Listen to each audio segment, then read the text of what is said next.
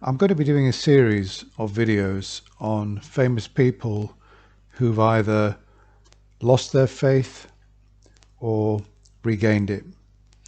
And I'm starting off this week with a famous athlete, a British athlete by the name of Jonathon Edwards. He was a triple jumper, an Olympic champion, world record holder, and he was an evangelical Christian for many years, quite prominent. After he retired, several years after he retired, he lost his faith and he came out publicly and disappointed a lot of people, of course. So we're going to be telling his story.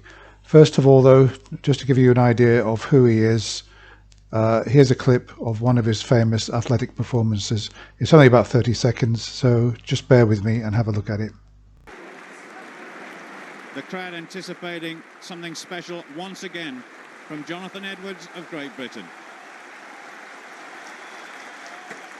Oh, it's a tough act to follow, but he's done it again. I don't believe it. A slight... Okay, yeah, so Jonathon Edwards, to this date, still holds the world record at the triple jump, 18 meters 29, which is mind-boggling, to be honest with you. Nobody even got over 18 meters for a long time. So he's still the world record holder after 25, 26 years. So his story was that he was brought up in southern England. His father is a vicar, so obviously he was brought up in the faith. As he grew up, he became an evangelical Christian, and obviously he went to Durham University, did a degree, but he committed to being a full-time athlete because of the level that he was at. And as part of being an evangelical Christian, he also presented a BBC television program called Songs of Praise, which is basically every week the television cameras go to a different church and they present Sunday evening service. And typically it would be presented by a celebrity. And in this case, Jonathon Edwards, being a Christian, was presenting Songs of Praise week in, week out over a number of years. So what we're going to do now is we're going to look at an interview that the BBC did, I think somewhere around 2010. He came out as an atheist in 2007, I believe. And Jonathon Edwards is now talking about his faith on this BBC interview. It's only about 3 minutes. I do recommend that you listen to it all. I found it very interesting. So let's have a look at it, and then I'll come back and make a few comments just to round off this story. Aren't there, who allow us a kind of glimpse into their personal lives, sometimes in glossy magazines for personal profit. Few have been as public about their faith as you have. Why were you so keen to identify yourself as a Christian? I mean, I was a Christian first and foremost. It was what defined me. Before being an athlete? Before being an athlete.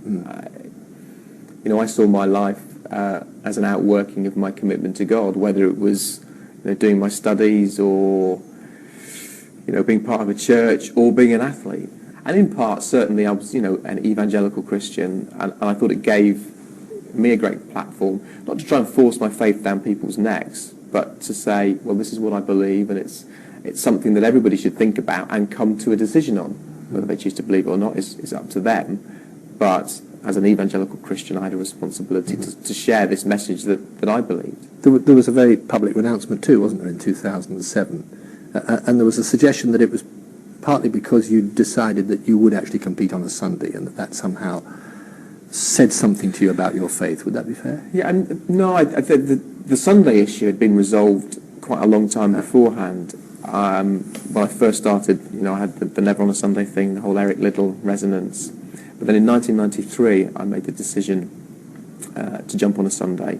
The hard thing about that decision was not so much the theological issues about was it right or wrong, but what would people think? Would they look at me and somehow think I'd compromised my faith just to try and be a better athlete?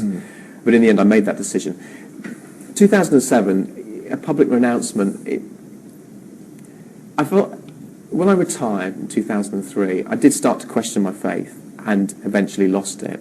but I didn't want to suddenly stand up and say, I don't believe anymore, and yet I wanted to be true to myself. The thing came out into the open because I was a presenter of Songs of Praise, you know, very high, very high profile Christian program, high profile Christian, and I didn't feel I could do that with any integrity. So I stepped down from that, and that's the point in time when it became public knowledge. And it needed to become public knowledge, but I didn't feel it was appropriate to sort of, you know, call a press conference and say, hey, I don't believe anymore. But when faith drains away like that, it must be a very difficult experience. For me personally, it hasn't been, and that shocks me. I mean, it was everything to me. Yes. Now it's not there at all, and I feel perfectly fine. In many ways, I feel at this stage in my life as happy as I've ever been. Now, whether that's to do with the fact that I don't have a faith anymore, I don't know, but certainly that's where I'm at in terms of belief at the moment. So no, for me, it was like, okay, I don't believe it. I'm going to get on and live my life this way now and be true to that. Harder for people around me, for my wife, for my parents, particularly my dad being a retired vicar. That's been a challenge for them, without any question. But in the end, you know, you have to live your life. Okay, so let's just go over some of that. In the 20s, there was a Scottish athlete by the name of Eric Liddell, who famously refused to compete on a Sunday in the Olympics in his chosen event, which was 100 meters. I think he was one of the favorites to win that. And he switched to 400 meters to avoid competing on a Sunday. That's how strongly he felt. And obviously Edwards in 1993, as he said, decided after all to compete on a Sunday. I don't know how he rationalized that exactly, because he didn't really explain. But I mean, as for Liddell, for any of you who've seen Chariots of Fire, he switched to 400 meters and he won. So, but as for Edwards, I've got some more quotations here. So in 2007, because when he came out as an atheist, he gave an interview to the Times, and I'm just reading this from the Wikipedia. I'd like to see that. I'm going to try and chase that article up. He says, if there is no God, does that mean that life has no purpose? Does it mean that personal existence ends at death? They are thoughts that do my head in. One thing that I can say, however, is that even if I am unable to discover some fundamental purpose to life, this will not give me a reason to return to Christianity. Just because something is unpalatable does not mean that it is not true. Couldn't agree more, Jonathan. It's amazing, though, how I wonder how whether he'd done any kind of reading on skepticism. That because a lot of Christians who they want answers and they can't get answers, so they turn to religion because they think that the answers are there, because it's not palatable that there's no life after death. It's not palatable that there's no obvious purpose to life, and that after being an evangelical Christian for like 35, 40 years of his life, he reached this conclusion as like a kind of quantum leap in critical thinking. And I wonder whether he'd done some kind of reading and maybe started, because he doesn't really break down exactly the process. He doesn't really say how it happened. But this is what atheists are saying all the time, because it's not, because certain aspects of reality are unpalatable, doesn't mean that there's anything, that there's any alternative. It's not something that is going to make him turn to a religion. So I was quite impressed with that, what he said there. And then he also says in the Times, when you think about it rationally, it does seem incredibly improbable that there is a God.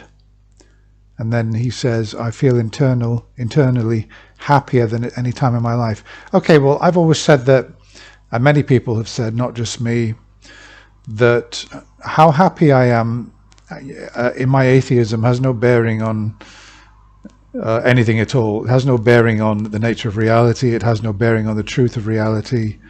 And I'd like to think that even if Jonathan's life was incredibly miserable, that's not something that would push him back into Christianity. his life is amazing because obviously he's a well-respected world champion, Olympic champion, etc. He's got a full life with the commentary and the work that he does in athletics, bringing young people through, meets lots of people. He's got a very supportive wife and good people around him. One thing that he did allude to there in the interview is that his father's a vicar, and that's been hard. I understand his wife is also a Christian, so obviously that must have been quite difficult as well. Let's see, what else does he say here? Yeah, so this Songs of Praise, he was presenting songs of praise. That's interesting. He only came out, it may well be that he was presenting songs of praise week in, week out, and singing with the flock in the local parish church when he was an atheist, and it may well be that he got to a point where he felt that his conscience wouldn't allow him to do that anymore. Apparently in 2012 he quoted something from the Bible, and he said, it may seem odd for me to quote from the Bible because I've lost my faith. Well, I wouldn't say it's odd at all. I mean, the Bible's got lots of amazing things in it. I mean, the Proverbs, you know, you read through the Proverbs and some of them are really, the Bible is far from being a worthless book, but obviously we just don't believe in the supernatural claims and the miracles, etc. So no, I don't find it odd. I mean, look, I listen to masses. I listen to masses in Latin. I listen to church music, and because it's absolutely amazing. And it doesn't matter that obviously the beliefs that inspired it are untrue any more than it matters that Edwards used his belief in God to propel him in the athletic stadiums to those amazing athletics feats. Okay, you could say that he might well have inspired himself to do it anyway, but obviously we don't know that for sure. It may well be that his belief in God did propel him, and he seemed to be saying in the interview that, you know, Christianity defined everything that he was doing. So I don't know, but what else to say?